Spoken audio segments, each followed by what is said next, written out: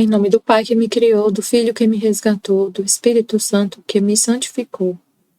Divina vontade, reina na minha vontade. Minha mãe, eu te amo e tu me ama. Dá-me um gole da vontade divina para minha alma.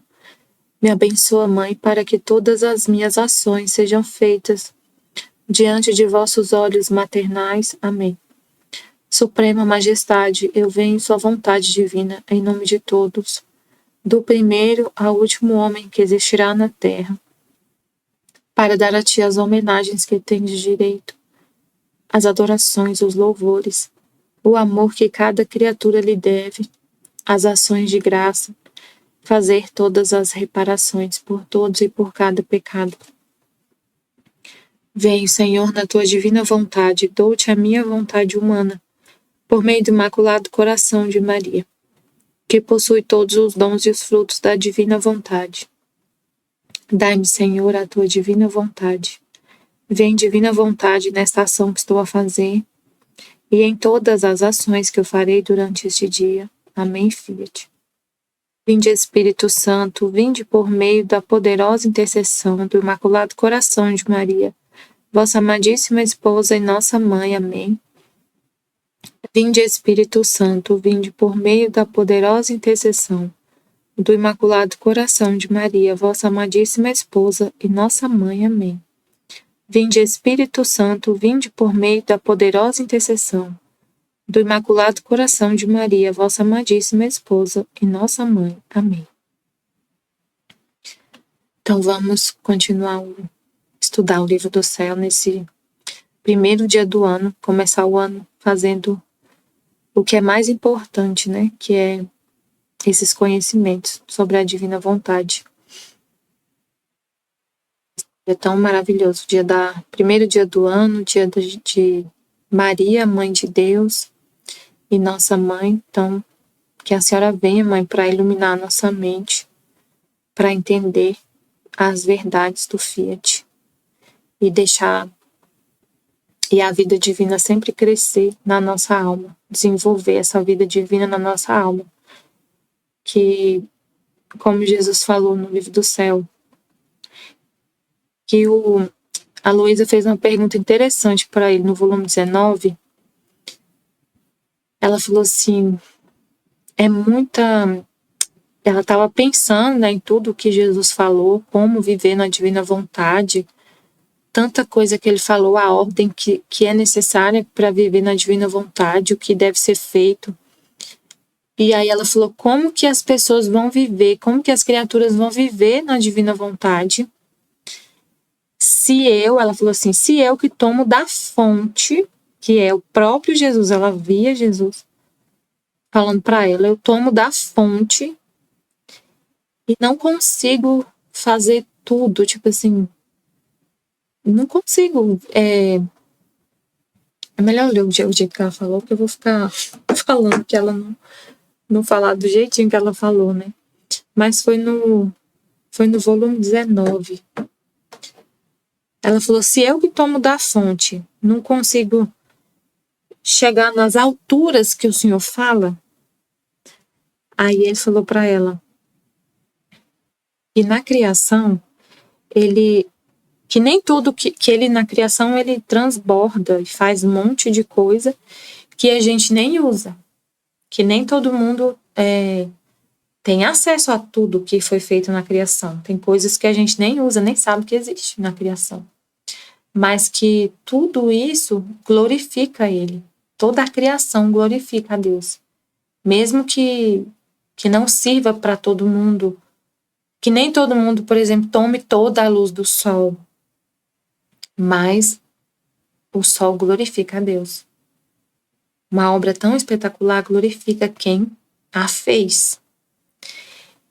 E aí ele falou assim, que mesmo que as criaturas não tomem tudo, mas que os tantos conhecimentos que ele manifestou da vontade dele, glorifica ele, o poder dele, a sabedoria, e até onde a criatura pode chegar, mas que vai depender das criaturas, na liberdade delas, é isso que que eu comecei a falar do conhecimento, né?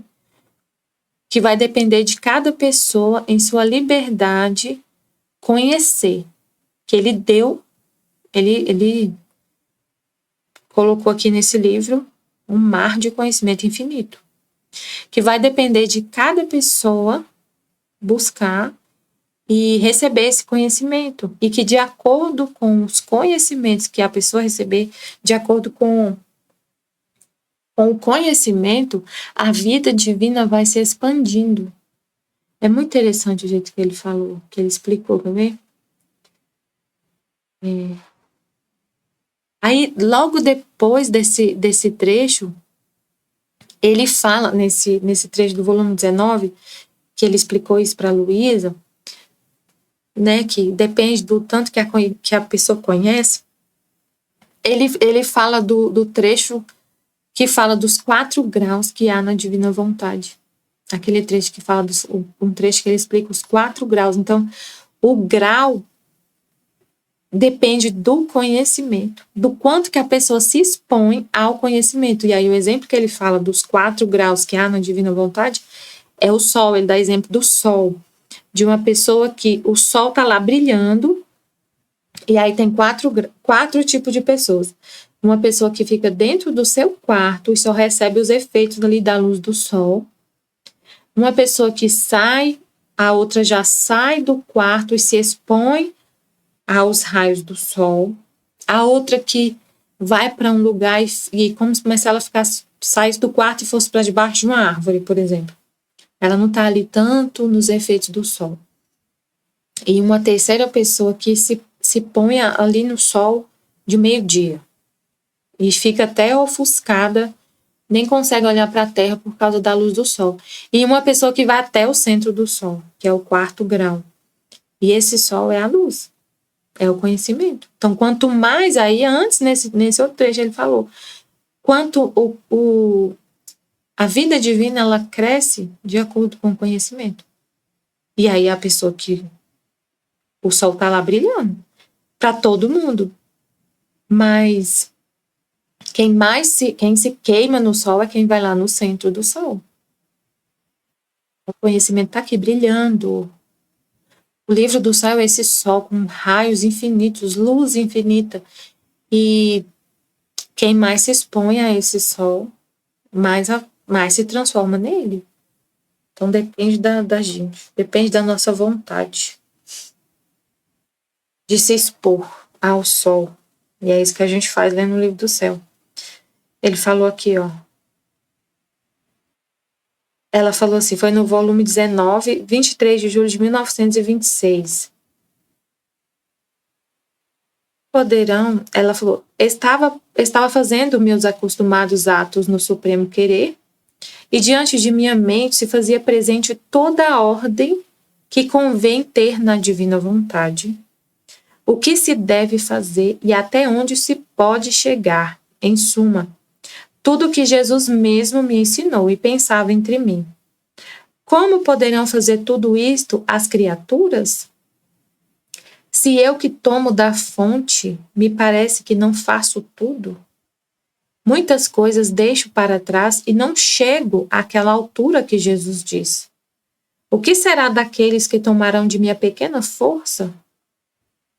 E vão ler os escritos, né? Ela que está tomando da fonte, ele está ditando, ele está falando tudo para ela,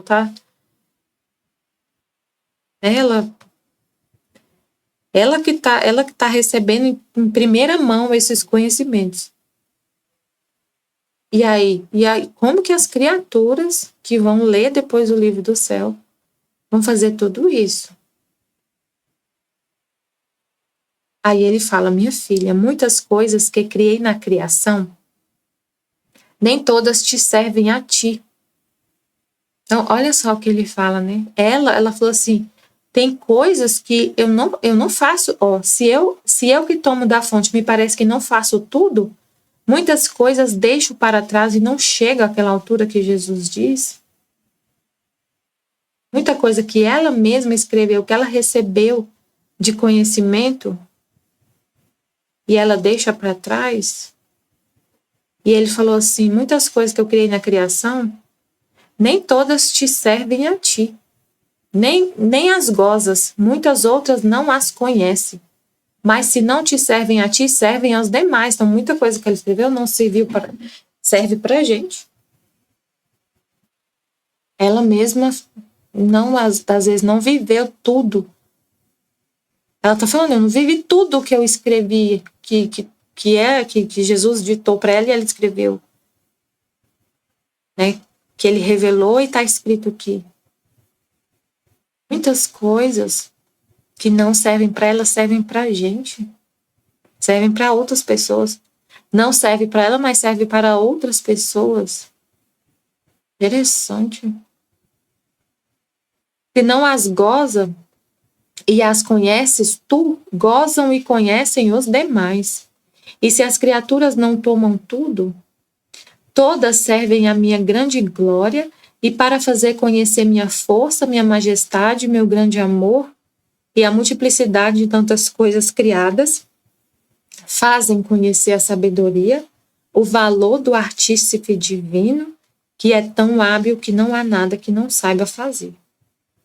Agora, se tantas coisas tirei fora na criação do mundo, que devia servir à natureza e que devia ser como espelho no qual o homem, olhando-se, devia reconhecer seu Criador, e todas as coisas criadas deviam ser caminhos para retornar ao seio paterno de onde tinha saído, muito mais é necessário fazer conhecer mais coisas do reino de minha vontade, que deve servir como vida da alma e como centro onde Deus deve ter seu trono. Se ele fez tanta coisa na criação que serve para manter a nossa vida humana, tanto mais coisas ele faz,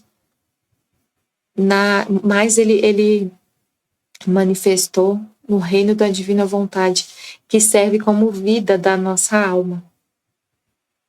Agora, a multiplicidade das coisas que te fiz conhecer serve para mostrar quem é esta vontade divina. Como não há coisa mais importante, mais santa, mais imensa, mais potente, mais benéfica e que tem virtude de dar vida que ela. Todas as outras coisas, porquanto boas e santas, são sempre na ordem secundária. Só ela tem sempre o primeiro lugar, e onde não está ela não pode haver vida. Por isso, essa multiplicidade de conhecimento, tanta coisa que ele disse é para glorificar a divina vontade. Por isso, os muitos conhecimentos servirão à minha própria vontade como glória e triunfo, e servirão às criaturas como caminho para encontrar a vida e recebê-la. Nossa, é muito lindo. Tantas coisas que ele disse glorificam a vontade dele, a potência, a vontade dele, a beleza, quanto é importante, como é a coisa mais importante. Por isso que ele fala muito, muito, muito, muito, muito. E ao mesmo tempo serve para as criaturas, para nós, como caminhos para a gente receber a vida, porque a vontade divina é a vida da nossa alma. Então, nunca falta luz, nunca falta conhecimento, nunca vai chegar um tempo que você vai falar assim, não tem mais o que conhecer, não tem mais o que aprender com o livro do céu. Não tem mais o que eu tirar desses conhecimentos aqui, não tem mais luz aqui. Eu já li tudo, eu já li o livro do céu inteiro, então não tem mais o que aprender. Não tem mais o que conhecer, não tem mais o que tirar daqui. Não, é infinito o conhecimento. Então, a multiplicidade de conhecimentos, então, tantas palavras, tantas páginas, tantas palavras do livro do céu. É para a gente nunca ficar sem esse alimento. Não é só um livro de 5 páginas, de 10 páginas, de, 50 páginas. São 3.000 e tantas páginas.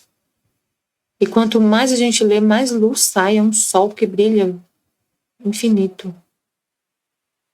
Serve para a glória dele, essa multiplicidade de conhecimentos, e servirão às criaturas como caminho para encontrar a vida e recebê-la. E a sua altura e imensidão servirão às criaturas para que jamais se detenham. A gente nunca vai chegar no momento e falar assim, eu já já aprendi tudo. Eu não tenho mais o que aprender. Já sei tudo da divina vontade, já sei tudo. Não tem mais como expandir o conhecimento. Essa altura e imensidão desses conhecimentos, que a gente lê um trecho e fala assim, meu Deus, tem muita coisa aqui. O Senhor está falando muita coisa.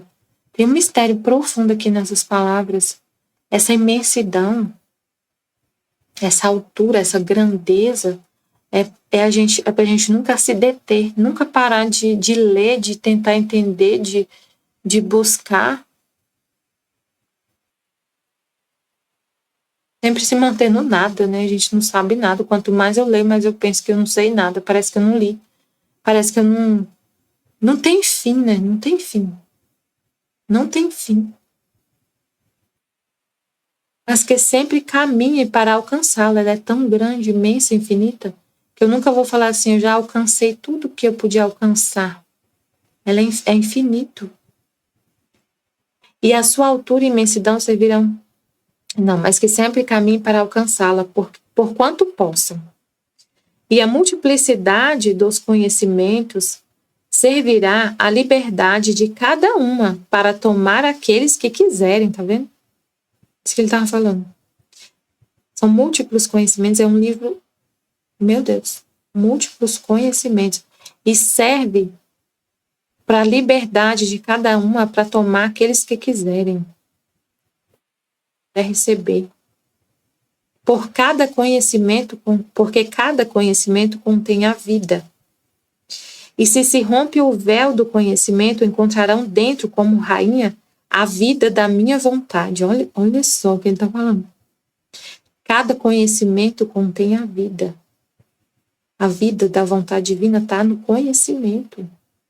Está nesses conhecimentos aqui que ele revelou para a Luísa. A vida da divina vontade está aqui, nesses conhecimentos. Portanto, conforme tomam e fazem, tanto mais crescerá a vida da minha vontade neles. Quanto mais tomam e fazem, mais cresce a vida da divina vontade na alma. Tanto mais tomam, tanto mais conhecem. O conhecimento, a vida da divina vontade está escondida, está oculta nesses conhecimentos. Meu Deus, é muito incrível. Muito incrível.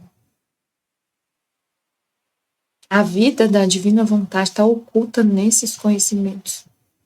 E quanto mais se conhece, mais expande essa vida. Mais cresce essa vida na alma.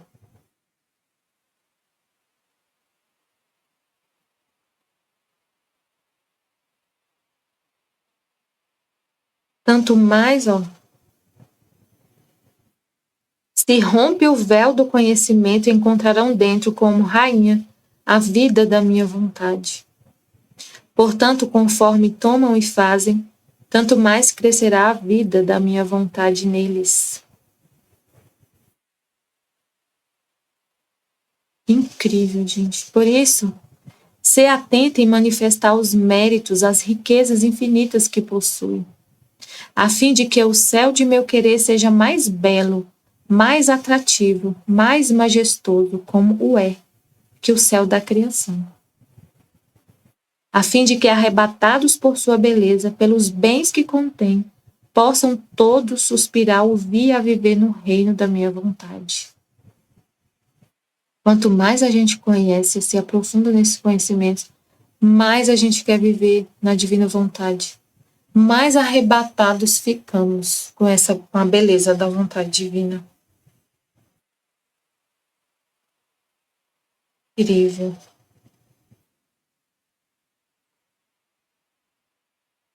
É muito incrível a gente meditar assim, uma coisa que eu estava pensando hoje. Eu estava ouvindo o Antigo Testamento, a Bíblia, e aí Deus vem... Toda a lei, né, o Levítico, como o sacerdócio, as ofertas, como adorar a Deus, Deus ensinando o homem como ele queria ser adorado. E aí, São coisas bem assim, materiais, né? Criação. Os animais, a oferta dos grãos, do ouro, do templo. Mas assim, aí a gente tem que, para ler, para entender a história como um todo, não ficar assim, a gente entender, né? Qual o propósito de Deus e lembrar do contexto da história da queda do homem, de tudo, toda a história. Porque o homem vivia como um bruto. Depois do pecado, o homem, o ser humano, perdeu essa capacidade de relacionar com Deus, de ter esse relacionamento, de conhecer Deus, e perdeu. Então Deus vem de novo resgatar esse relacionamento. Mas não tinha como Deus pedir para que eu estava ouvindo, veio uma luz assim, como que Deus ia pedir para o homem adorar, como Jesus falou para Samaritano? Vai chegar um tempo que Deus vai ser adorado em espírito e verdade. Como o homem adorar a Deus em espírito e verdade sem ter o conhecimento de Deus, sem conhecer a Deus, sem ter o homem totalmente caído, apegado com a terra. Então Deus faz de um jeito que é possível para o homem. Por isso que ele estava falando. Ele faz de um jeito que é possível o homem adorar. Então, para me adorar, eu aceito o que, tipo assim, o que o homem podia fazer, o que era possível para ele fazer. Mas, ao mesmo tempo, ele fala, né, para o povo de Israel, não adianta me oferecer sacrifícios e ofertas se não me obedecer. Porque eu não vou, a oferta não vai ele não vai ficar satisfeito se ao mesmo tempo se eles ficassem só oferecendo o ouro, as riquezas lá, os sacrifícios para expiar os pecados, para a oferta, se não tivesse obediência, se não obedecesse o que ele fala. E aí agora Deus, aí vem aos poucos Deus vai liberando assim os conhecimentos, né, até chegar nesse tempo que ele fala que a vida divina, olha só, gente, que a vida divina está oculta no conhecimento. Que a gente vai viver o propósito da criação, conhecendo. Ele não está pedindo aqui para a gente nesse momento para a gente oferecer um sacrifício assim de um cordeiro. Ele está pedindo para a gente conhecer. É muito interessante. Ele foi reatando nesse relacionamento com o homem até chegar nesse tempo que é o objetivo dele, da gente viver uma santidade, a santidade original, através do conhecer. Porque aí ele estava falando assim, o padre que faz o podcast da Bíblia, ele explicando, tem cada coisa lá no material tem um significado, né? E ele falou, até hoje os judeus usam 4 correntinhas na roupa e aquelas correntes significam a lei, os mandamentos, os 10 mandamentos, que quando eles olham para aquelas correntinhas, eles lembram, sou filho da lei, tem que obedecer os mandamentos. Então aquela coisa material, aquele objeto material faz lembrar o espiritual, o que Deus pede. Mas aí o padre comentou assim, mas como seria interessante, foi o padre ou foi o professor lá, o teólogo que faz com ele de vez em quando o podcast. Como seria interessante se a gente usasse uma coisa no nosso corpo para lembrar dos 10 mandamentos. Aí na hora eu falei, na hora eu vi assim, mas Deus quer que a gente lembre, que a gente use a nossa vontade, que a gente use a nossa inteligência, memória e vontade. Ele nos criou à imagem e semelhança dele, com inteligência, memória e vontade. Então, é para chegar num ponto, o homem usar a memória e nem ter que ter leis, não ter nem que ter leis, não ter nem que ter os 10 mandamentos, não ter nem que da gente ficar lembrando dos 10 mandamentos, por quê? Porque se eu viver o propósito da criação, entregando a minha vontade para Deus e Ele vivendo em mim, eu vou amar a Deus loucamente, eu nunca vou ofender a Deus. Então, tipo assim, a lei que vai estar no meu, a lei vai estar no meu coração, na minha alma, na minha memória, e a lei vai ser a vontade de Deus, vai ser só o que Ele quer, eu vou fazer só o que Deus quer. A lei já vai estar gravada no meu coração. Então, Deus, ele foi levando a gente para chegar nesse ponto de usar a nossa memória, de estar tudo guardado na nossa memória. Se a gente vive na vontade dele, ele vive em nós. Ele habita na nossa alma. Ele fez tudo, ele nos criou para isso, para ele habitar na nossa alma, viver e agir através de nós. E é lá na nossa alma, nas 3 potências da nossa alma, na inteligência, memória e vontade que está refletido o Pai, o Filho e o Espírito Santo. Eu não preciso de correntinha para eu lembrar que eu não tenho que matar o meu irmão. Eu não preciso de olhar para uma corrente na minha roupa para lembrar de não trair a minha esposa, de não trair o meu esposo, de ir à igreja, ao templo, à missa, para eu lembrar de amar a Deus sobre todas as coisas, para eu lembrar de não cobiçar as coisas alheias, para eu lembrar de ser casto, puro, para eu lembrar de não roubar, de não adulterar, de não roubar, de não matar, de não odiar, de tudo que Deus fala. Não tem que chegar no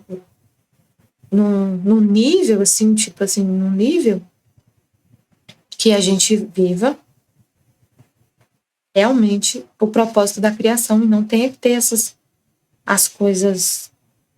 Imagina, a gente, para lembrar de não matar, eu tenho que estar com uma corrente, um objeto material, olhar para uma cruz, que seja para lembrar de não ofender Jesus. Se eu tiver que olhar para uma cruz, para não ofender a Deus, para não, né, por exemplo, vamos pensar na cruz. Eu estar com uma cruz na mão o dia todo, eu tiver que estar com uma cruz na mão o dia inteiro para não pecar, Jesus está fora do meu coração. Eu tenho que olhar para fora, eu tenho que olhar para a cruz para lembrar que ele morreu por mim,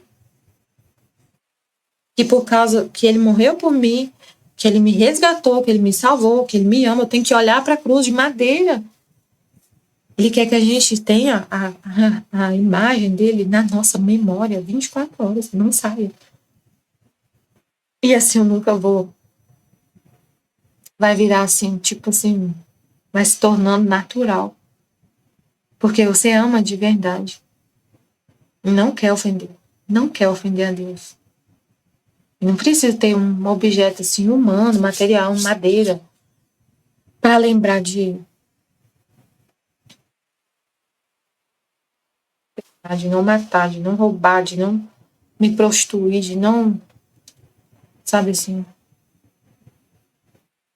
Mas Deus é tão bom que ele vem trazendo, né, assim, aos poucos, na história toda, desde o Antigo Testamento a gente vê Deus nos resgatando, assim, trazendo aos pouquinhos o homem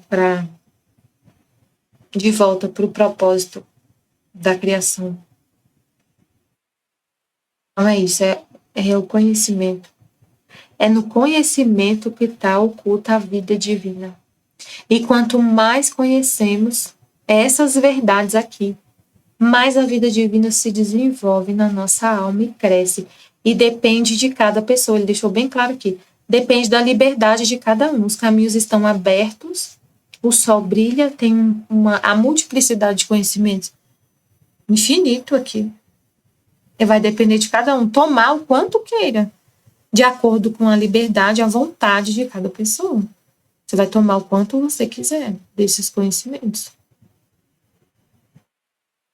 Então, hoje começa um novo estudo, né? Estudo 20, glória a Deus, da Escolinha da Divina Vontade. Então, é o volume 10, trecho 20. 16 de maio de 1911. Jesus não quer confundir os inimigos da igreja e chora pelas chagas dolorosas que há no corpo dela. Estava rogando ao bendito Jesus que confundisse os inimigos da igreja, e meu sempre amável Jesus, ao vir, me disse: minha filha poderia confundir os inimigos da Santa Igreja, mas não quero. Se isso fizesse, quem purgaria a minha igreja? Os membros da igreja, e especialmente quem está em postos e em altura de dignidades, têm os olhos cegos e se equivocam grandemente, tanto que chegam a proteger os fingidos virtuosos e a oprimir e condenar os verdadeiros bons. Isto me desagrada de tal maneira, ver aqueles poucos verdadeiros filhos meus sob o peso da injustiça, aqueles filhos dos quais deve ressurgir a igreja e aos quais eu estou dando muita graça para dispô-los a isto. Eu os vejo de costas para o muro e atados para impedir os passos. Isto me dói tanto que me sinto todo furor por eles. Escuta, minha filha. Eu sou toda doçura, benigno, clemente e misericordioso, tanto que por minha doçura arrebato os corações. Mas também sou forte de rasgar e incinerar aqueles que não só oprimem os bons, mas chegam a impedir o bem que querem fazer. Ah, tu choras pelos leigos, e eu choro as chagas dolorosas que há no corpo da igreja, as que me magoam tanto de ultrapassar a chaga dos leigos, porque são pela parte que não me esperava, e que me fazem dispor os leigos a clamar contra eles. Meu Deus. Senhor, ilumina nossa mente, nossa alma para entender tudo que o Senhor está falando, essa dor que o Senhor sente. Pelos sacerdotes, pelos que estão em mais altos postos e alturas de dignidade da igreja. Aí tem uma. Eu estava ouvindo uma história muito triste, né? Uma notícia muito triste de um padre, um escândalo, né, com ele, que apareceu na internet, que hoje tudo aparece, né? Glória a Deus. Oculto, muita coisa, nada não, mas muita coisa está sendo revelada. E aí o caso dele, né, que ele estava lá, vazou foto dele nu na internet, com cerveja na mão, coisa horrorosa. Misericórdia. Aí Jesus falou assim, um dia eu estava assim, quase acordando, veio assim um pensamento. Eles que oferecem o sacrifício. Como que eles que oferecem o sacrifício pela expiação dos pecados do povo, e eles estão em pecado mortal. Eles oferecem o sacrifício em expiação dos pecados. Aí eu falei, nossa, eu acordei assim, meu Deus, é verdade, como assim? É tão grave, é tão grave, tão grave, tão grave. O sacerdote está em os pecados deles Porque eles oferecem o sacrifício pelos pecados. Então, assim, aí hoje na parte que eu ouvi da Bíblia, Deus fala justamente isso, no Levítico. Como deve ser a santidade dos sacerdotes. Aí ele fala justamente isso. Eles que oferecem o sacrifício. Como eles vão estar, como eles viver na impureza, se é eles mesmos que oferecem o sacrifício para expiar os pecados do povo, se eles estão em pecado. Então é muito sério. Aí Jesus fala que, né? Ela pede para Jesus que confunda os inimigos da igreja, tipo assim, confundir para eles não ir mais contra a igreja, não ter fazer nenhum mal à igreja, confundir os inimigos da igreja, né? Afastar os inimigos da igreja. E Jesus falou: poderia confundir os inimigos da Santa Igreja, mas não quero. Se isso fizesse, quem purgaria minha igreja? Ele poderia confundir os inimigos da igreja, mas ele não quer.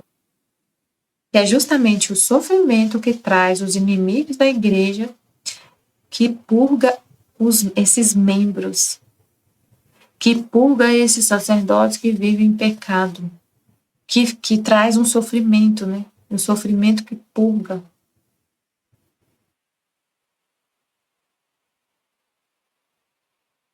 Os membros da igreja, e especialmente quem está em postos e em altura de dignidades, têm os olhos cegos e se equivocam grandemente. Tanto que chegam a proteger os fingidos virtuosos e a oprimir e condenar os verdadeiros bons. Isto me desagrada de tal maneira ver aqueles poucos verdadeiros filhos meus sob o peso da injustiça.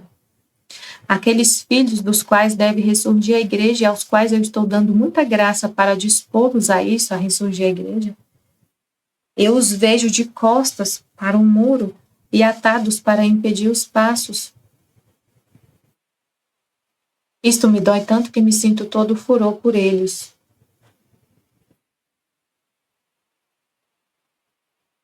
Então, assim, o que seria, Jesus? Um exemplo, meu Pai, de um inimigo, um exemplo disso eu estou falando. De inimigos da igreja que o Senhor deixa, não tira, não confunde para purgar a igreja. Eu lembrei dessa história do padre mesmo, que vazou as fotos. Isso aí, meu Deus. Jesus poderia ter impedido, de alguma forma, para isso não acontecer. Ele está lá, é o pároco lá da igreja, o povo amava ele. Nossa, meu Deus, como aquele povo amava esse padre. É conhecido na internet, muito conhecido. E alguém colocou as fotos dele, denunciou a situação. Colocou as fotos dele. E aí foi tudo revelado. Foi um sofrimento para ele. Sofrimento.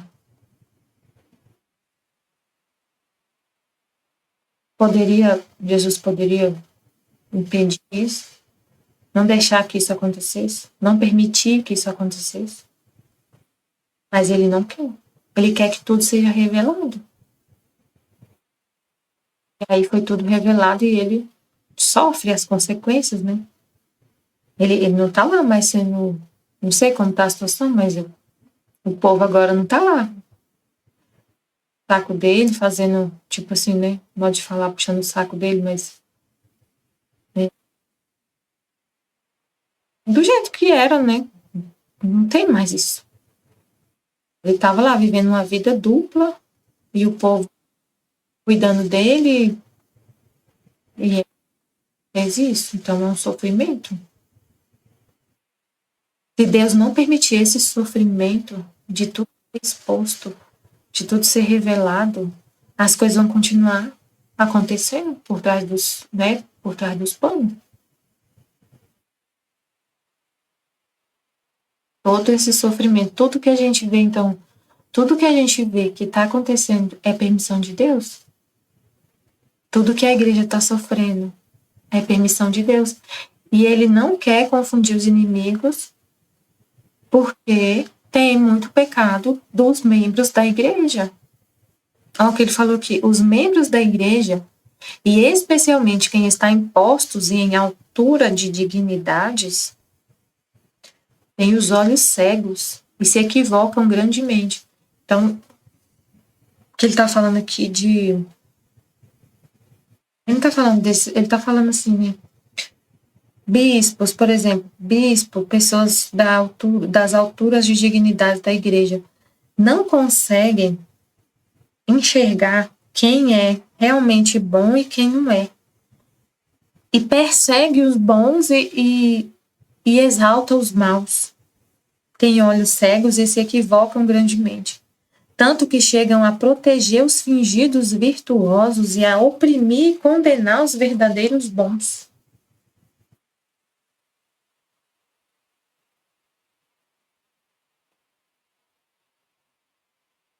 Quanto ele foi perseguido? E pelos superiores, pelos membros da altura de dignidade que ele foi perseguido. Se equivocam grandemente, não conseguem enxergar a bondade, as virtudes, a santidade dele e perseguia.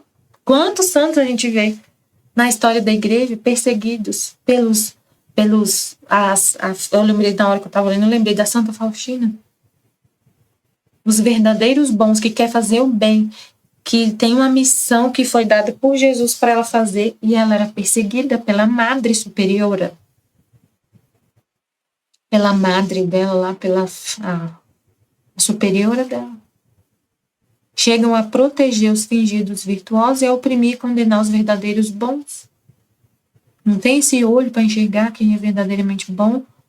Isto me desagrada de tal maneira ver aqueles poucos verdadeiros filhos meus sob o peso da injustiça, aqueles filhos dos quais deve ressurgir a igreja e aos quais eu estou dando muita graça para dispô-los. Aí está Luísa. Foi perseguida pela igreja. Até ter o livro no índice lá dos livros proibidos. Enquanto ela ainda estava viva. Então, o filho, ele está falando aqui de membros da igreja, né? Mas mesmo assim, não tem como não lembrar dela, Senhor. Como ela foi? Porque fala de ressurgir a igreja, né? O Senhor fala que o livro do céu é esse conhecimento que vai ressurgir a igreja, que vai trazer o reino e tudo. Então, que mais assim vai ressurgir a igreja? E o quanto ela foi perseguida. E ainda é. Meu Deus. E depois tiraram, graças a Deus. Meu Deus do céu. Não tem mais esse índice de livros proibidos. E o livro dela foi totalmente aprovado pela igreja.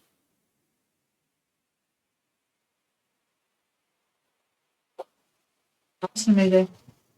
Aqueles filhos dos quais deve ressurgir a igreja e aos quais eu estou dando muita graça para dispô-los a isso. A Santa Faustina também, né? Obra da misericórdia. Quanto ela foi perseguida.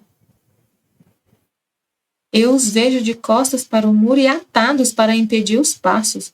Isto me dói tanto que me sinto todo furor por eles. Escuta, minha filha, eu sou toda doçura, benigno, clemente e misericordioso. Tanto que por minha doçura arrebato os corações. Mas também sou forte de rasgar e incinerar aqueles que não só oprimem os bons, mas chegam a impedir o bem que querem fazer.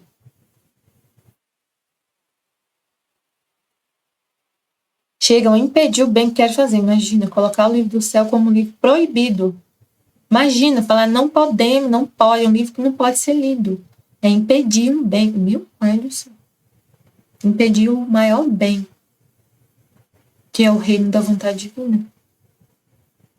Isso fica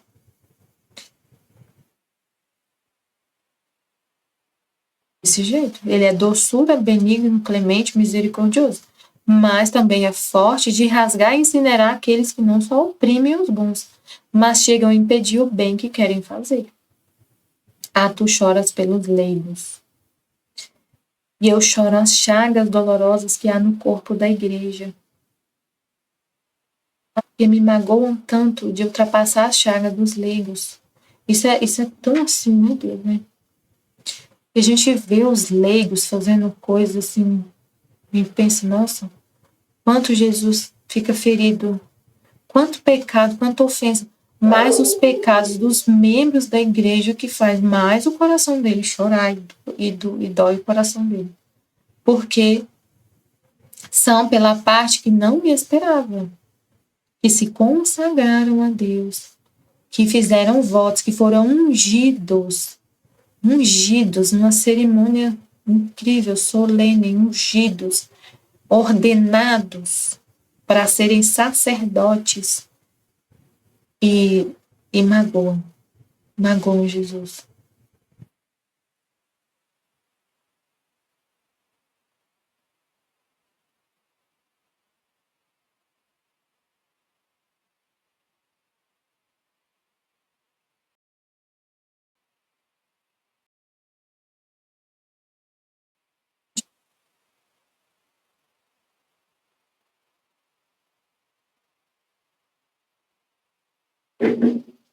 Então é de pessoas que ele espera, que não espera, né?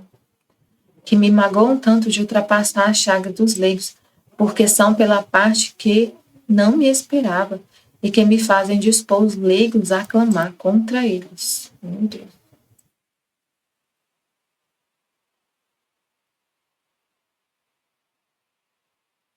O que ele espera dos sacerdotes, o que ele espera dos consagrados, ordenados, é que eles sejam a parte, nossa, é tão lindo que fala, né, do sacerdócio na Bíblia. Eles lá ele fala, né, para colocar, que o sacerdote tinha que colocar na roupa lá do sacerdote, tinha que ter o nome das 12 tribos de Israel no coração, na parte do coração do sacerdote, que quando ele fosse oferecer os sacrifícios a Deus, ele ia apresentar toda a tribo, todo o povo, e pelo povo, ia rezar pelo povo, e oferecer o sacrifício em expiação dos pecados do povo. E aí, ainda hoje acontece isso, o sacerdote, no sacerdócio, né, de Cristo. O sacerdote oferece o sacrifício de Cristo em expiação dos pecados. Ô, meu filho.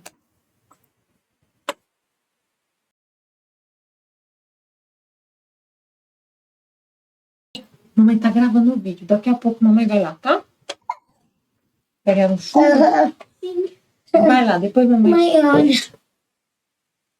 Eu lembro desses bebezinhos. Tá, vai lá, mamãe vai... O vídeo aqui.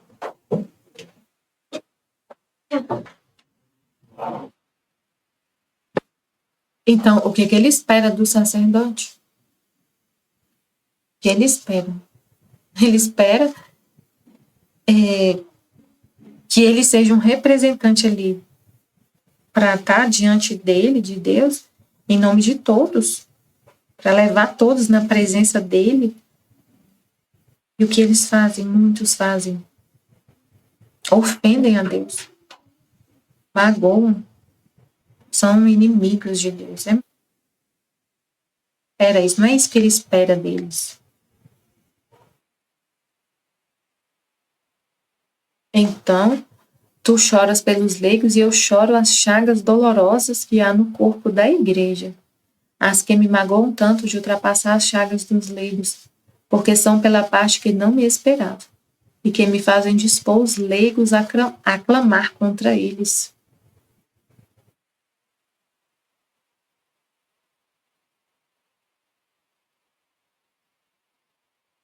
Aí no volume 11,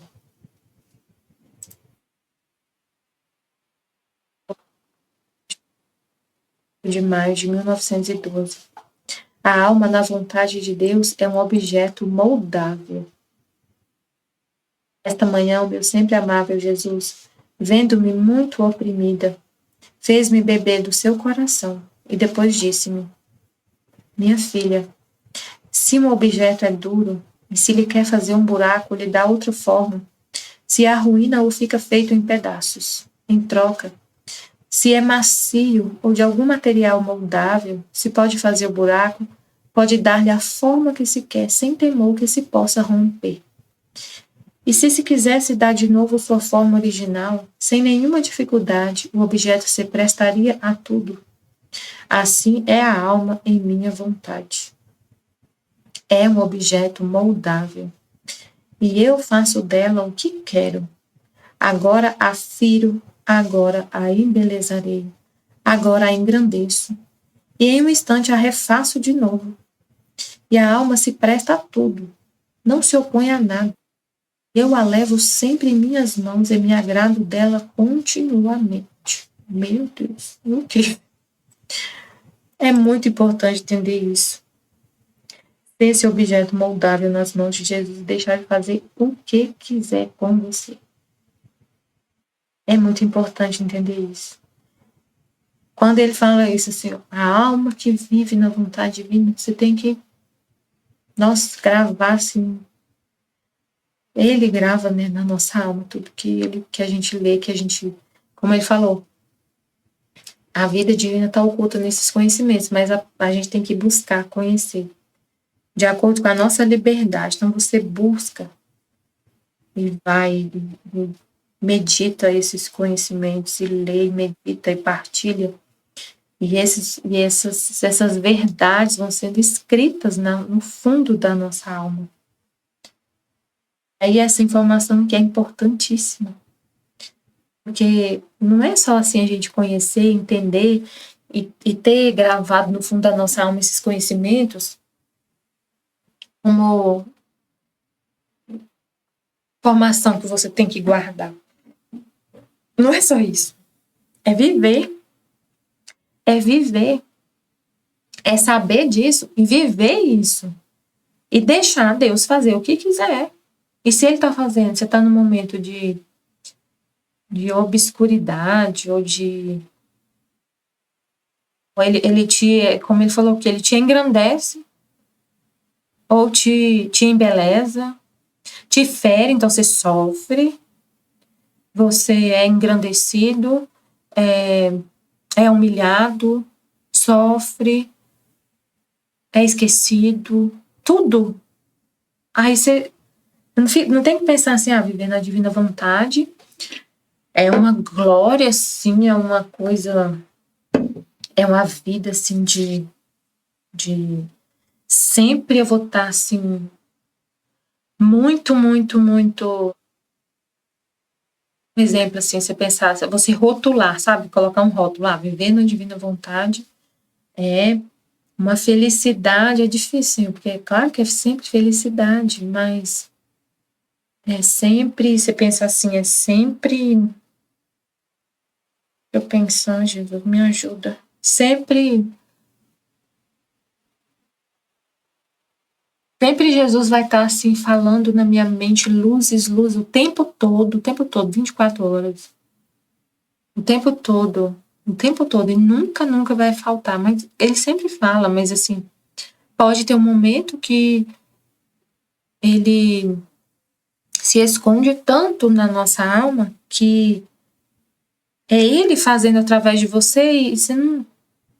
É tão assim, tão ele em você lá, agindo através de você, que ele fica tão oculto, que parece que ele sumiu.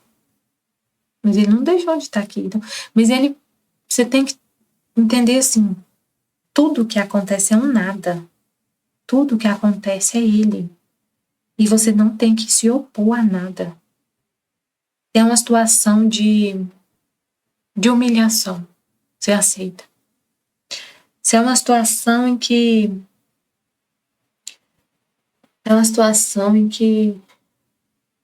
você recebe um elogio, você aceita. Você recebe um elogio, você aceita. Você recebe uma humilhação, você aceita. Se alguém uma pessoa que geralmente te dá muita atenção e essa pessoa simplesmente passa e não fala nada com você, Deus faz o que quer. Ele falou que, olha o que ele falou, eu faço dela o que quero. Ele quer te usar, permitir que você tenha uma falha. Você não quer nunca falhar com Deus, ofender a Deus, nunca, jamais. Mas às vezes ele permite a culpa. Ele fala isso no livro do céu. Eu permito a culpa. Meu Pai, misericórdia, como assim? Ele permite a culpa. E nisso tem um propósito. Porque não é uma culpa assim, não é uma coisa que você tenha vontade de pecar, que você quer ofender a Deus. Não é isso, não. Você só vive numa intenção pura de só fazer a vontade de Deus. Mas às vezes ele permite uma falha. E quando ele mostra a sua falha, você sofre tanto, tanto, tanto. Meu Deus, como a gente sofre quando Deus mostra que a gente falhou com ele. Nossa, mas dói tanto. E você fica caído. Você fica ali num momento assim de sentir culpado. Eu falhei com o Senhor, eu falhei. Mas é um objeto moldável, vive na divina vontade, você se levanta da culpa. Se levanta, se reergue, continua no caminho, cai e levanta. E ele tira disso reparações, porque muitas almas, caem na culpa e não se levantam. E ficam na culpa. E se afundam cada vez mais de culpa em culpa, de tropeço em tropeço. E muitos não sentem nenhuma dor por causa disso, de ter ofendido a Deus. Às vezes faz coisas assim absurdas, assim, de matar outra pessoa. E não sente um pingo de dor por ter ofendido a Deus. Gente, Deus, ele recebe isso assim, ó, em de muitas almas. Das pessoas ofender a ele, fazer coisas absurdas, assim, horríveis, e não sentir um pingo de dor por ter ofendido a Deus, nem lembra que Deus existe. Então, ele tira da alma que vive na vontade dele tudo que ele não recebe das outras criaturas, tudo que ele não... O amor de todos. Você vive para Deus e em nome de todos. Então, muita coisa, não pensa assim, ó. Um monte de gente pecando. Tem um monte de gente ofendendo a Deus. E não sente nenhuma dor por ofender a Deus, não sabe, nem lembra que Deus está sendo ofendido nessa situação. Matar, roubar, sei lá, um monte de coisa. Um monte de coisa. Não sente uma dor. Trair, adultério, torto e direito. Não sente nada de dor. Às vezes sente a dor. Às vezes muitos sentem a dor, depois se arrependem por ter ofendido a pessoa. Mas não lembra de Deus. Para Deus não tem um pingo de amor, não tem esse conhecimento. Não tem esse amor por Deus. Então, como que a pessoa vai sentir uma dor por ter ofendido a Deus se ela não ama a Deus? E como que ela vai amar se ela não conhece Deus? Ela não tem um relacionamento com Ele.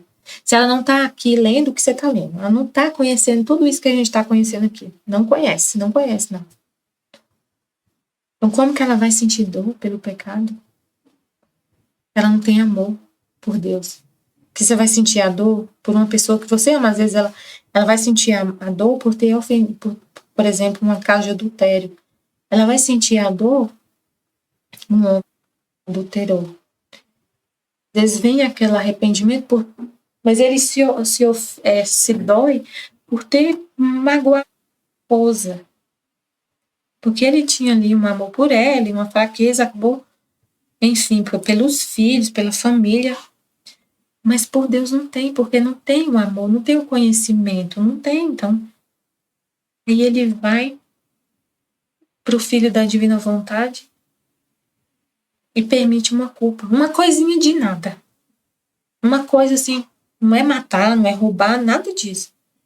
É um defeito, uma miséria, um esquecimento, uma falha, assim. E a pessoa, e a gente chora e sofre muito. E ele tira de você todo esse amor que ele não encontra nas outras.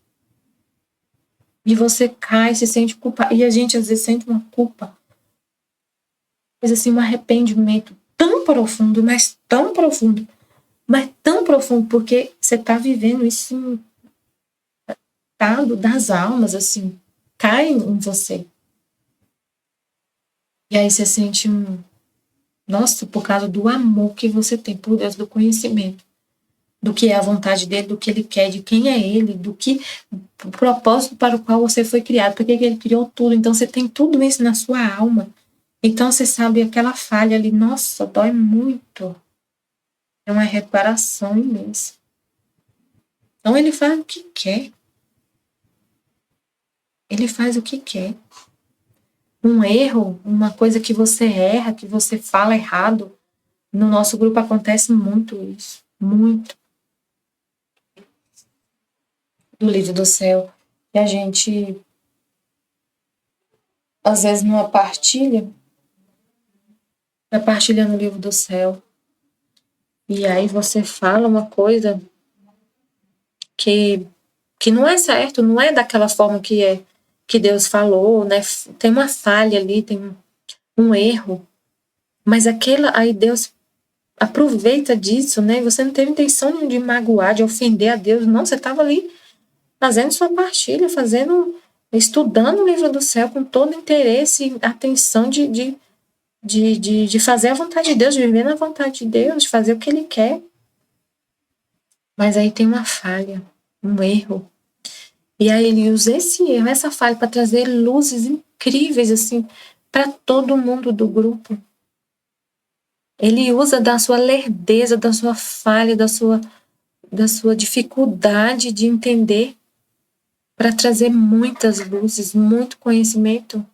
Então ele faz o que quer. Ele usa de tudo, da sua miséria, da sua lerdeza, de tudo.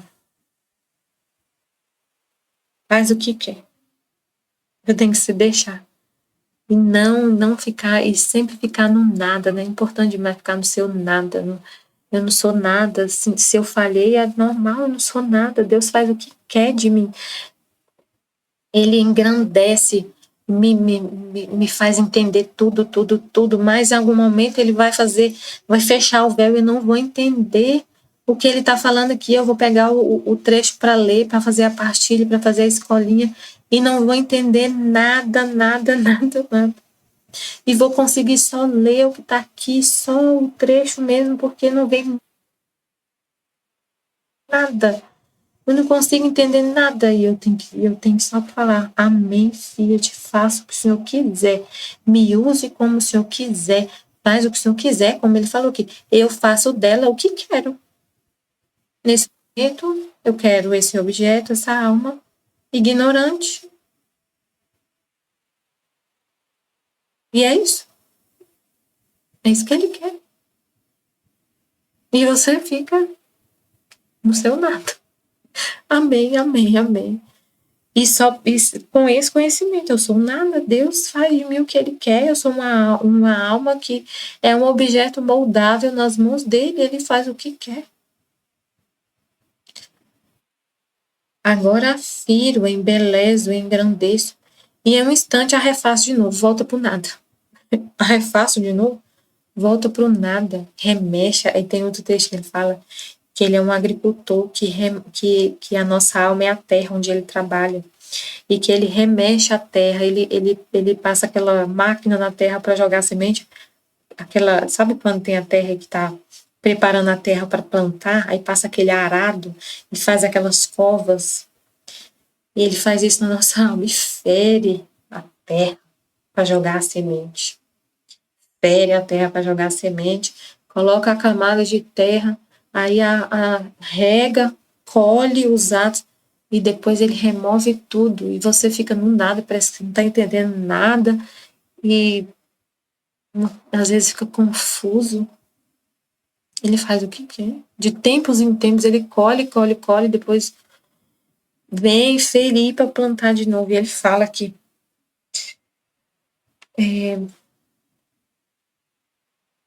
mas ele fala em outros trechos nessa questão do ferir a alma, que a gente, tipo assim, a gente paga um preço para ter essas verdades. Porque se você aceita a vontade divina dolorida, de dor, na dor, você aceita qualquer coisa. Aceita a vontade divina na dor, aí você está preparado para receber a vontade divina felicitante. Ele fala a vontade divina dolorida e felicitante. Você aceita com sacrifício, é o amor, né? É amor. E aí ele fala mais coisas. Te dá mais vida, né? Porque a verdade é a vida. Ele falou, tá escondida. A vida tá oculta nessas verdades, a vida divina. E a alma se presta a tudo, gente, olha só. Se presta a tudo, então guarda isso no coração. A alma que vive na divina vontade se presta a tudo. Engrandecer, humilhar, tudo. Não fica com graça,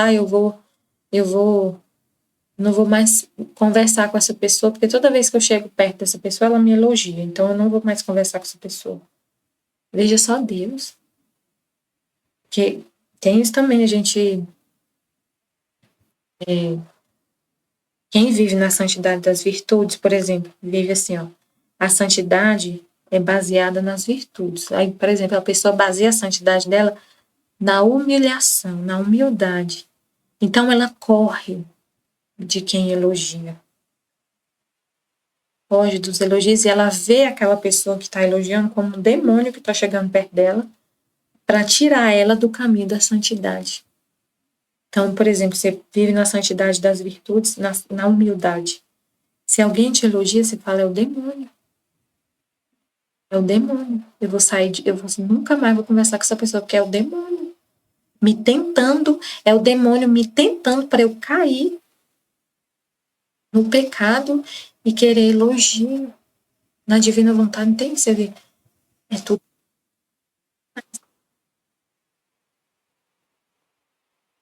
E ele te elogia, te engrandece, te humilha, te fere, faz o que ele quer. E ela se presta a tudo. A tudo.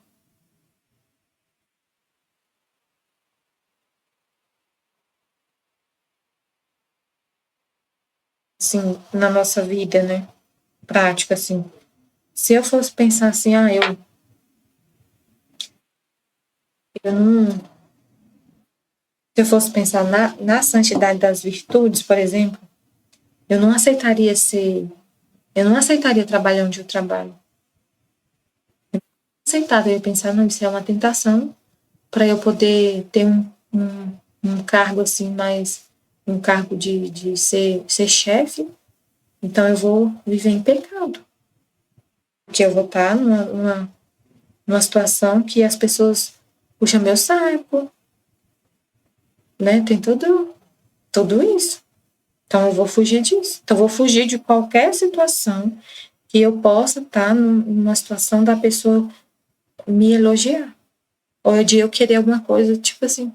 Então eu vou fugir de tudo isso. Mas e a vontade de Deus? E o que Deus quer? O que Deus quer para cada alma? Você tem que se prestar a tudo. Então,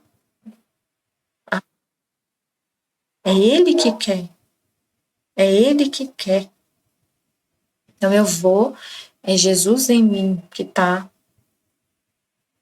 Quem tá sendo elogiado é Ele, né? Eu fico no nada. Ele que tá em mim. É o trabalho dele. Ele que fez. Ele que faz. Sempre. Aí você fica no nada. Se presta a tudo. Se ele quer engrandecer, se aceita. Se quer humilhar, se aceita. Não se opõe a nada. E eu a levo sempre em minhas mãos e me agrado dela continuamente. E você faz tudo que ele quer. Se presta a tudo. Se ele quer te usar para governar um país, você aceita. Imagine se ele quer te usar para governar um país. Você aceita. E ele vai mostrar, né, a vontade dele. É um exemplo, assim, mas se quiser te usar para governar, para ser, sei lá, para ser o que ele quiser aqui na Terra. Ela se presta a tudo. A ficar só em casa, trabalhando só em casa, ou para trabalhar fora, ou para trabalhar, ou para não trabalhar, sei lá. Se presta a tudo. Para ficar como a Luísa, só na cama. Não sair da cama. Ela se prestou a isso. E você se presta a trabalhar fora de casa. Ou você se presta a ficar só trabalhando em casa, cuidando dos seus filhos, do seu esposo, da sua família. Ou você se presta a servir numa pastoral, mas aí você se presta também a dizer não e não ir em algum momento para outro trabalho. Você se presta a tudo, a falar sim para as pessoas, a falar não, a fazer o que Deus quer. Você se presta a falar da vontade dele na internet. Ele faz o que ele quer. Faço dela o que eu quero. Ele quer que a vontade dele seja conhecida. E você se presta a fazer a vontade dele ser conhecida, mesmo sendo uma dona de casa e não ser uma teóloga. E não ser um sacerdote. E ser uma leiga. E você se presta a fazer o que ele quer. É desse jeito, fazer o que ele quer. Você se presta a tudo. Ao que ele quer. E o que ele mais quer. A vontade dele ser conhecida. Isso ele quer, meu Deus. E você se presta a fazer isso. Mesmo pensando assim humanamente, não tem como eu falar da divina vontade, porque eu comecei agora a ler o livro do céu, eu nem terminei de ler tudo, como que eu vou falar, Senhor? Mas você se presta a falar, a dar sua boca para ele falar o que quiser, mesmo se você não terminou de ler tudo. Vamos falando, Senhor, enquanto eu estou lendo, amém, o Senhor que vai falar. E eu me presto a estar aqui fazendo.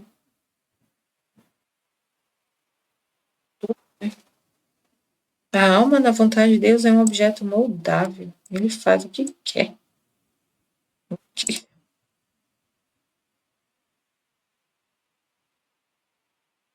Ele faz o que quer, fala o que quer com você, nossa, molda seus pensamentos, né? Molda sua forma de pensar.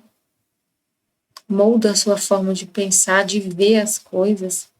É incrível como ele molda os nossos pensamentos, a nossa forma de ver o mundo, de viver, de fazer as coisas. É muito incrível.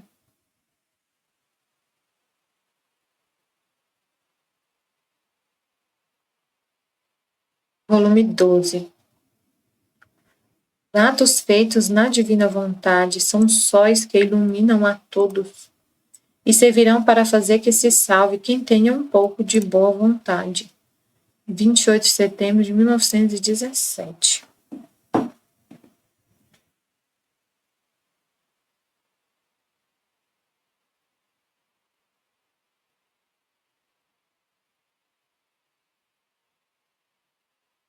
Atos feitos na divina vontade são sóis que iluminam a todos. Aí você se presta a fazer os atos na divina vontade e acredita em tudo isso que Jesus está falando, né?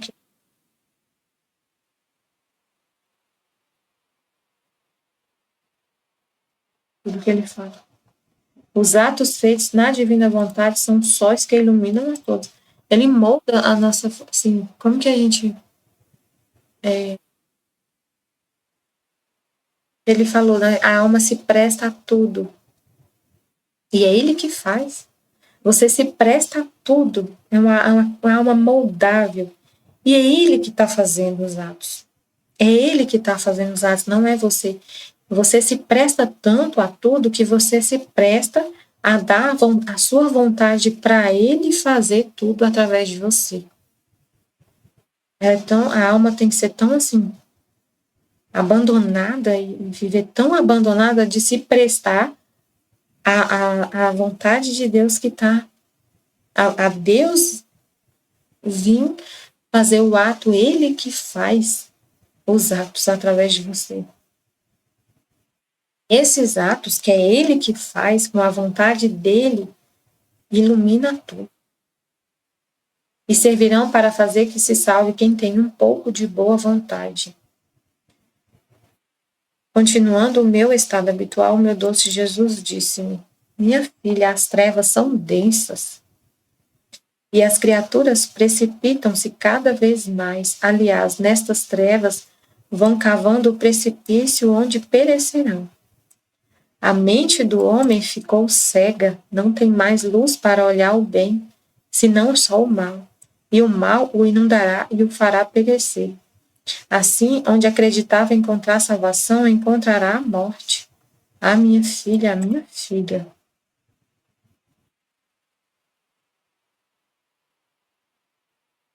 Minha filha, as trevas são densas e as criaturas precipitam-se cada vez mais. Aliás, nessas trevas vão cavando o precipício onde perecerão. Ai, meu Deus, eu lembro que Deus vive no meu pensamento assim, essas trevas densas, as criaturas tão presas à terra, e onde elas pensam que tem salvação, está encontrando a morte.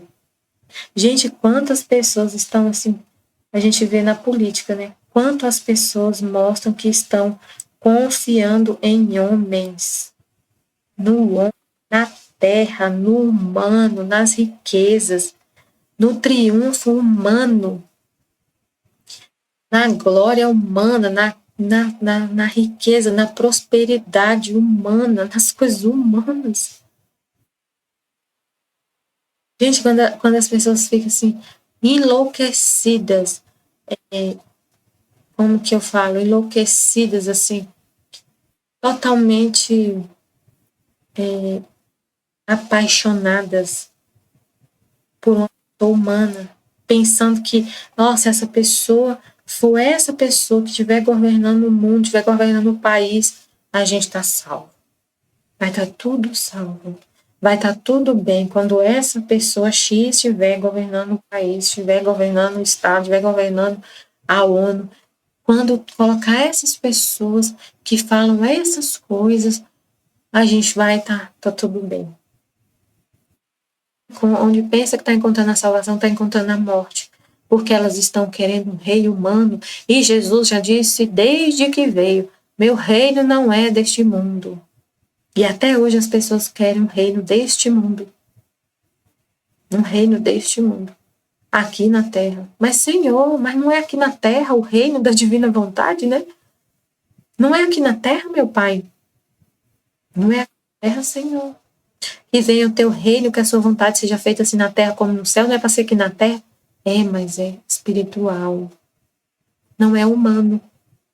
Não é riqueza material. Isso aí é consequência. É na alma. É Deus habitando no nosso coração. E se tiver prosperidade, se não tiver, a gente está feliz do mesmo jeito. Não importa como que está assim, é espiritual, não é humano, não é ter dinheiro na conta. Não é isso. E o povo até hoje, desde que Jesus veio, eles queriam um reino humano, um rei humano para poder livrar eles da opressão do Império Romano. Até hoje está do mesmo jeito. São densas trevas, tão densas que faz, tão presos, eles ficaram tão presos nessa vontade, nesse desejo de ter um Messias humano, um rei humano, que colocaram um estereótipo assim, quem é o Messias? É rico, é filho de rei rico, ele é rico, ele é rico, ele é rei. Então, quando veio o Messias e ele é carpinteiro de Nazaré, filho de José e de Maria, não reconheceram. As trevas eram tão densas do que eles esperavam aqui na Terra, que quando veio o verdadeiro, eles não reconheceram. Que eles não entenderam que Jesus veio, que o Messias veio para tirar eles da escravidão do pecado. E não a escravidão do Império Romano. É da escravidão do pecado, é espiritual. Então, até hoje, tem essas trevas das pessoas não entender que Jesus vem para tirar a gente da escravidão do pecado, das trevas do pecado, da ignorância e das coisas de Deus, para viver um reino que é espiritual dentro da nossa alma. E não quer dizer dinheiro na conta, não quer dizer, meu Deus, o homem fica cega por causa dessas paixões, desses apegos. Tem mais luz para olhar o bem, senão só o mal. E aí, tanto que fala que ficam defendendo, fala que está defendendo os valores cristãos, mas um matando o outro, por causa da sua opinião política. Um ficando de mal do outro. E esquece totalmente o que Cristo falou. E fala que segue a pessoa por valores cristãos. É por causa de Cristo. Mas assim, como assim? E Jesus não ensinou isso. Jesus não ensinou a gente ficar com raiva um do outro, um querendo matar o outro. Que seja no coração. Com ódio, sem falar com a pessoa. Não fala com o outro. De onde vem isso? Então é as trevas. E o homem fica cego. E não enxerga o mal. Não enxerga o mal. Não, só enxerga o mal, não enxerga o bem. Não tem mais luz para olhar o bem, para saber o que é bom, para saber a vontade de Deus, o que Deus quer, senão só o mal. E o mal o inundará e o fará perecer. Assim, onde acreditava encontrar salvação, encontrará a morte. Ah, minha filha, minha filha. Depois ele adicionou: os atos feitos em minha vontade são como sóis que iluminam a todos. E enquanto dura o ato da criatura em minha vontade, um sol demais resplandece nas mentes cegas. E quem tem um pouco de boa vontade encontrará luz para salvar-se do precipício. Os demais todos perecerão. Meu Deus do céu. Por isso, nestes tempos de densas trevas, quanto bem fazem os atos da criatura feitos em minha vontade. Quem se salve será unicamente em virtude destes atos, meu Deus. Meu Deus do céu. Muito incrível isso que ele está falando.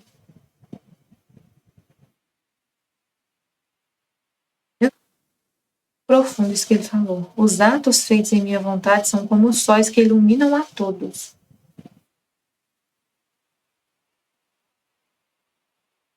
E enquanto dura o ato da criatura em minha vontade, um sol demais resplandece nas mentes cegas.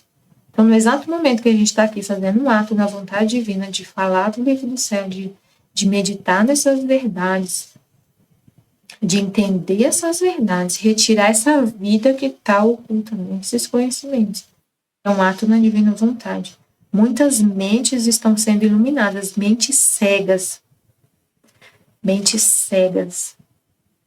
se iluminam com essas verdades, com esse conhecimento.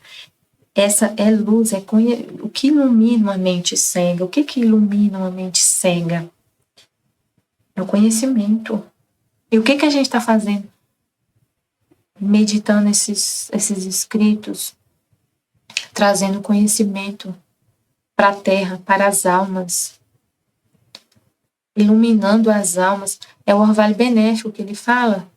Ele fala também de uma forma assim, é um orvalho benéfico que alcança as mentes. É o Espírito Santo que leva essa mensagem. A gente, essa mensagem, essa luz chega nas mentes das pessoas através do Espírito Santo de Deus. E leva essa mensagem. Não é só a minha alma que está recebendo esses conhecimentos, que está sendo iluminada aí, a de quem está ouvindo esse vídeo. O Espírito Santo leva para todos que querem. Leva e quem quiser receber, quem quiser saber, quem quiser ser iluminado, quem quiser sair das trevas, quem quiser sair dessas trevas da ignorância, sai. É o que ele falou aqui. Um sol mais resplandecente nas mentes cegas. E quem tem um pouco de boa vontade encontrará luz para salvar-se do precipício. Meu Deus. Quem quiser, quem tem só um pouco de boa vontade, encontrará luz para salvar-se do precipício. Os demais, que não têm um pouco de boa vontade para salvar-se, todos perecerão. A iluminação das consciências. Eu lembro do aviso, gente, eu só estou lembrando do aviso. O aviso é a iluminação das consciências. E aí a vidente que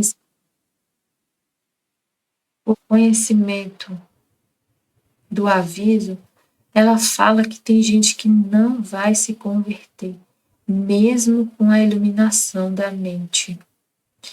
Que no aviso Deus vai iluminar de forma poderosa a mente, as almas, e elas vão enxergar como se fosse assim, você enxergar como abre o véu.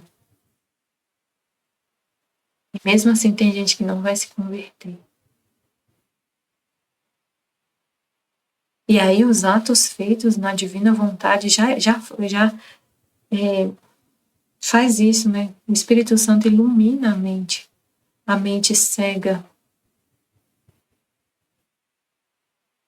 O que aconteceu com a gente? Pra gente estar aqui hoje lendo o livro do céu e ter tido esse encontro com o livro do céu, teve uma iluminação poderosa na nossa mente. Teve em algum momento essa luz chegando na nossa mente que fez a gente mudar isso, sabe? Se converter. Toda alma toda conversão que acontece, um pecador tem uma iluminação na mente e a pessoa se converte e adere àquela verdade, e muda de vida, né? E quer conhecer mais Deus. Então tem uma iluminação na alma.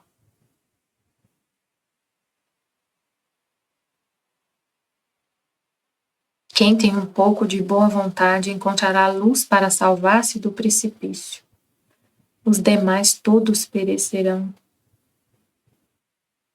Por isso, nestes tempos de densas trevas, quanto bem fazem os atos da criatura feitos em minha vontade. Quem se salve será unicamente em virtude destes atos. Quem se salve será unicamente em virtude destes atos. Meu Deus, é muito sério. Nesse tempo da Luísa, ele estava falando isso, que o mundo estava nas densas trevas, imagina hoje. Meu Deus, eu estava nas missas nesse final de ano. Meu Deus, parece que eu via essas trevas, sabe? Que as pessoas estavam ali na igreja, mas parece que elas não estavam entendendo, assim, não estavam ali. Elas estavam ali, mas não estavam. Parece que se eu olhei assim, eu falei, gente, foi em algumas missas. Se a gente entender o que está acontecendo aqui, E as pessoas entendem quem que tá ali no padre. Quem que tá ali na Eucaristia. Meu Deus. Elas não... Gente, ninguém ia ficar assim... Parece que eu vi, assim, as pessoas distraídas, assim, sabe? Sem entender o que estava acontecendo. Sem essa luz. Sem essa luz para entender o que estava acontecendo ali, que é Jesus que está ali. A importância a importância daquilo, do que está acontecendo ali, que a gente não tem a consciência da importância daqueles atos, de tudo que Jesus está fazendo ali, que é Ele que está ali no Padre fazendo, que é Ele que está ali na Eucaristia, no vinho, pão e no vinho. Meu Deus, eu via muito Jesus ali no Padre. Parece que eu não via assim ele, mas com a luz da fé, com o olho da alma, assim. Meu Deus, eu fico encantada assim, olhando ele fazendo. Ele celebrando a missa. E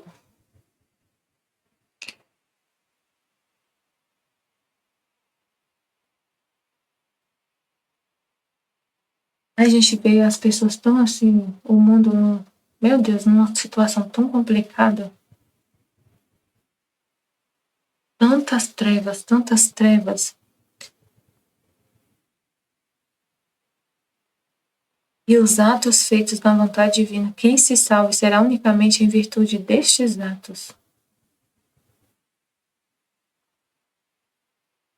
E naquele tempo, se eu estou falando nestes tempos de densas trevas, imagina hoje. Que a gente vê tanta coisa assim que você vê, meu Deus, você fica sem chão. Tanta coisa sendo revelada. Esses dias eu vi um vídeo. Meu Deus, eu vi assim, meu Deus, tá tudo sendo revelado, coisas absurdas.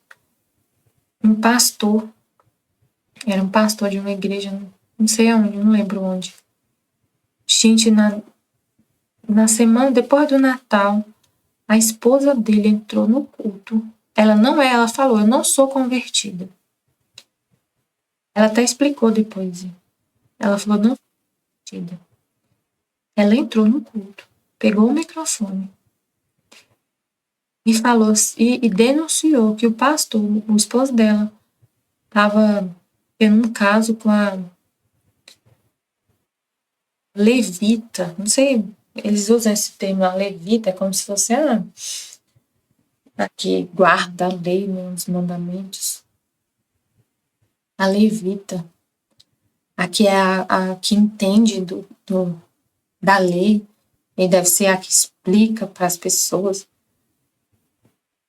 E eles estavam tendo um caso, e ela pegou no celular dele, e ela chegou lá falando todo mundo no microfone. E ela falou, ela ainda foi na minha casa, no dia do Natal, na noite de Natal, ela jantou lá em casa. Nossa, tanta coisa que a gente vê, meu pai do céu, e é tudo exposto, né? A gente fica assim, Senhor, o mundo. E ele lá falando de Deus, pregando a palavra de Deus e tendo caso com a esposa do cara da música. Era da música lá, da bateria, o baterista. Jesus. Tá tudo sendo exposto. Sendo exposto.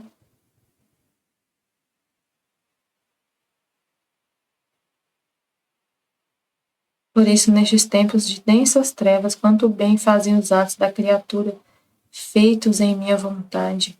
Quem se salve será unicamente em virtude destes atos.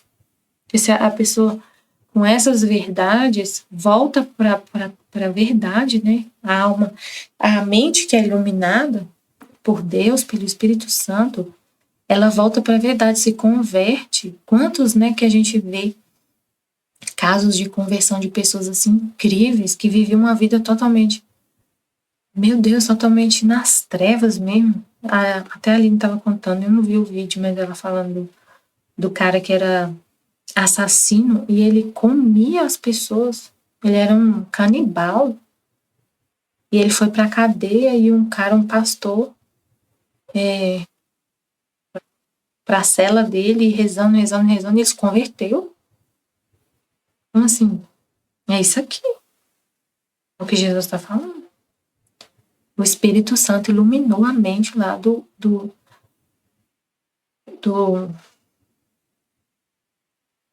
Faustino. E ele se converteu. E ele encontrou a luz. Então, Deus está poderosamente trabalhando nesses tempos. Quem quiser, ele... Aí a gente vê, quem quiser muda da água pro vinho, assim, em instantes. A pessoa enxerga a verdade e tem a boa vontade, se converte, sai daquele caminho. E saiu. E hoje ele ajuda as pessoas, ele é pastor também. Vê casos assim, muito, a gente fica assim, horrorizado com as coisas que acontecem, faz notícia, mas também fica assim, nossa, que incrível, essa pessoa que foi iluminada por Deus, que teve a mente iluminada, que foi iluminada com esse sol resplandecente, e teve a boa vontade, e foi atrás dessa luz e continuou querendo mais nessa luz. Se converteu. É incrível. Dito isto, foi retirado. Retirou-se, né? Depois voltou de novo e acrescentou.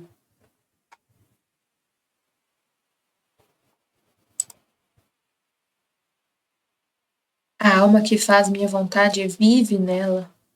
Posso dizer que é minha carruagem e eu tenho as rédeas de tudo. É ele que vive. Esses atos iluminam desse jeito, porque é Jesus que faz, é a divina vontade que faz, é a divina vontade, são atos feitos na divina vontade. Por isso que são sóis que iluminam a todos. Deus em nós, fazendo o ato. A alma que faz e vive nela, faz minha vontade e vive nela, posso dizer que é minha carruagem, e eu tenho as rédeas de tudo. Tenho as rédeas da mente, dos afetos, dos desejos, e nem sequer uma deixo em seu poder. Eu me sentando sobre seu coração para estar mais cômodo, meu domínio é completo e faço o que quero. Agora faço correr a carruagem, agora a faço voar, agora me leva ao céu, agora giro toda a terra, agora me detenho. Ó, como sou glorioso, vitorioso, e domino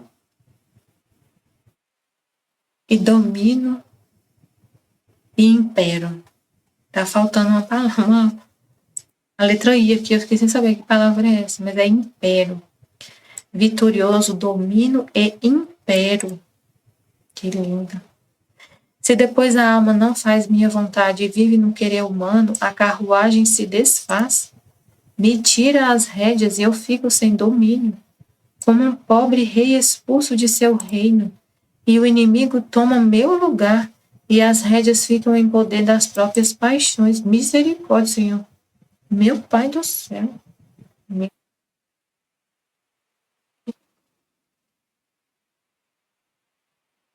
A alma que faz e vive na divina vontade é uma carruagem onde ele tem as rédeas de tudo, da sua mente, dos seus afetos, dos seus desejos, de tudo, sua vontade. Ele faz o que quer, igual ele falou no trecho do volume 11. A alma é moldável, ela se presta a tudo, ele faz o que quer. Faz o que quer. Domina, impera. E agora faço correr a carruagem, faço voar, me leva ao céu, agora giro a terra. Aí esse me leva ao céu, tipo quando a gente está aqui contemplando essas verdades, é o céu. Agora giro toda a terra, girar a terra. Quando a gente está vendo os vídeos lá no YouTube das coisas que tá acontecendo na terra, é Jesus. É ele que quer ver, não é a gente. A gente vê não é porque eu gosto de ver. Jesus quer ver. Jesus quer girar pela terra. A Luísa, ele tirava a alma dela do corpo e ela girava pela terra para ver o que os homens estavam fazendo. E a gente vê na notícia. Agora giro toda a terra. Agora me detém. Eu tá só ali ouvindo alguma coisa.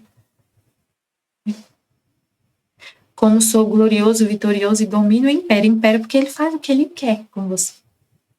Esse presta tudo. Agora vou ao céu. Vou ler o livro do céu, as verdades do Fiat, vou falar disso.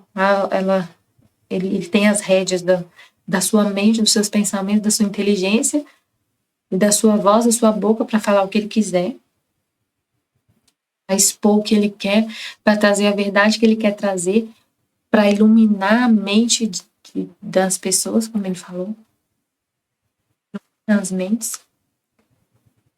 E a pessoa é iluminada e se salva. Imagina. Por causa desse ato que é ele que está fazendo, através de você. Agora me detenho, agora, como sou glorioso, vitorioso, domino e impero. Agora isso aqui é triste, né? A alma faz e vive na vontade dele, depois a alma não faz minha vontade e vive do querer humano. Nossa, olha só o que é. A alma que não faz a vontade dele e vive do querer humano. A carruagem se desfaz, me tira as rédeas e eu fico sem domínio, como um pobre rei expulso de seu reino, e o inimigo toma o meu lugar. Então, quem senta no seu coração e tem as rédeas é o inimigo. Quem toma o seu coração e as rédeas ficam em poder das próprias paixões. Ninguém é livre, só em Deus. A liberdade verdadeira é em Deus. Porque quando a gente vive na nossa vontade, vive do querer humano, não faz a vontade de Deus e vive do querer humano, você está sendo guiado por suas paixões. Quem tem as rédeas dos seus pensamentos, dos seus afetos, dos seus desejos, é suas paixões. Então, quem te domina tem as rédeas, a rédea te domina. Você para, você pensa no cavalo lá, na carruagem.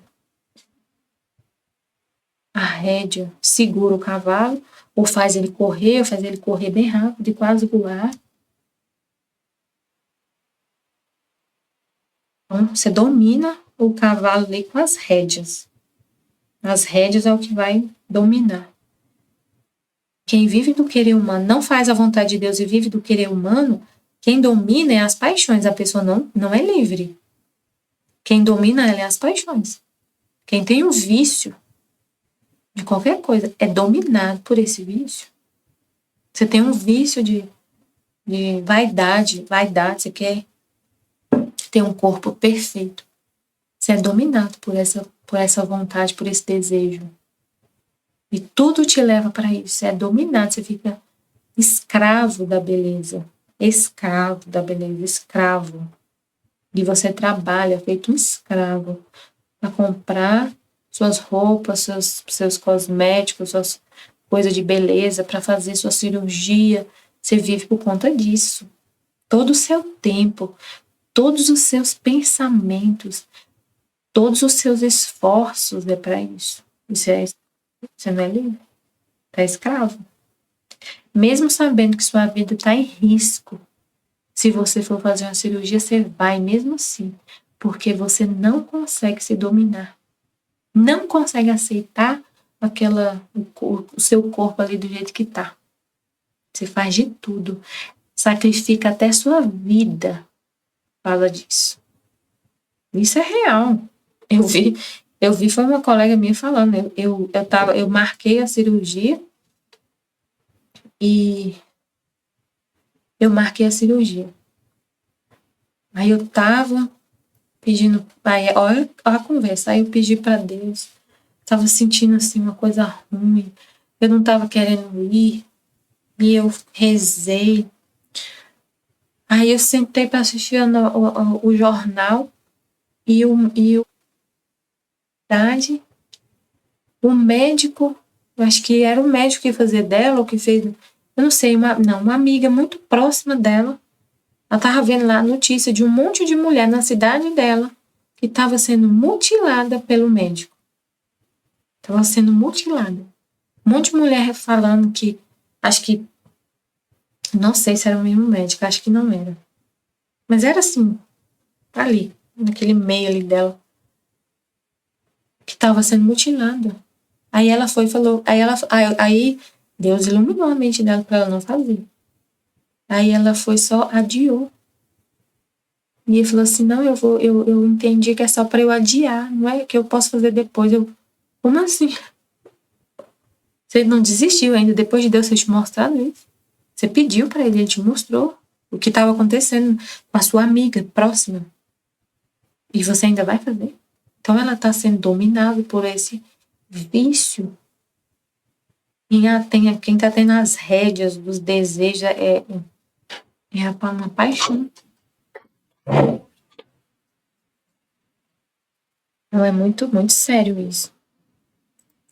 Estivemos e sempre estaremos reunidos em nome do Pai, do Filho e do Espírito Santo. Amém, Fiat Jesus, eu confio em vós. Amém.